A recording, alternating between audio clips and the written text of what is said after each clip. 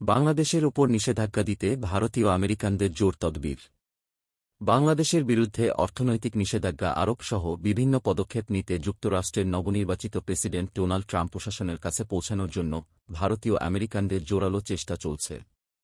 তারা ট্রাম্প প্রশাসন এবং মার্কিন কংগ্রেসকে কাজে লাগিয়ে বাংলাদেশ বিরোধী পদক্ষেপ নিতে সচেষ্ট।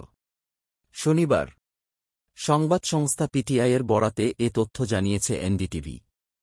ট্রাম্প প্রশাসনের সঙ্গে যোগাযোগের নেতৃত্ব দিচ্ছেন ভরত বড়াই নামে এক ভারতীয় আমেরিকান চিকিৎসক, যিনি যুক্তরাষ্ট্রে ভারতীয় কমিউনিটির একজন প্রভাবশালী নেতা। চলতি মাসে অনুষ্ঠিত নির্বাচনে প্রেসিডেন্ট নির্বাচিত হয়ে এখন সরকার গঠন করছেন ডোনাল্ড ট্রাম্প। আগামী ২০ জানুয়ারি আনুষ্ঠানিকভাবে দায়িত্ব গ্রহণ করবে তার প্রশাসন। প্রতিবেদন অনুসারে ভরত বড়াই জানিয়েছেন যে বাংলাদেশের হিন্দু সম্প্রদায়ের ওপর কথিত নির্যাতনের অভিযোগ তুলে মার্কিন নির্বাচনের আগে ট্রাম্প যে পোস্ট দিয়েছিলেন সেটি থেকেই অনুপ্রাণিত হয়ে তারা ট্রাম্প প্রশাসনের সঙ্গে যোগাযোগ শুরু করেছেন। তিনি আরও দাবি করেন, ট্রাম্প প্রেসিডেন্ট হিসেবে দায়িত্ব গ্রহণ করার পর বাংলাদেশের বিরুদ্ধে পদক্ষেপ নেবেন। বিশেষ করে বাংলাদেশের তৈরি পোশাক রপ্তানি খাতকে লক্ষ্য করে নিষেধাজ্ঞা আরোপের চেষ্টা চালানো হচ্ছে।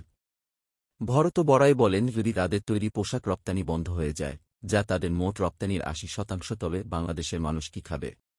তার মতে এ ধরনের চাপ হিন্দু ও অন্যান্য সংখ্যালঘু সম্প্রদায়ের ওপর কথিত নির্যাতন বন্ধে সহায়ক হবে। তিনি আরও জানান, পরিস্থিতি উন্নত না হলে কংগ্রেসের প্রতিও আহ্বান জানানো হবে।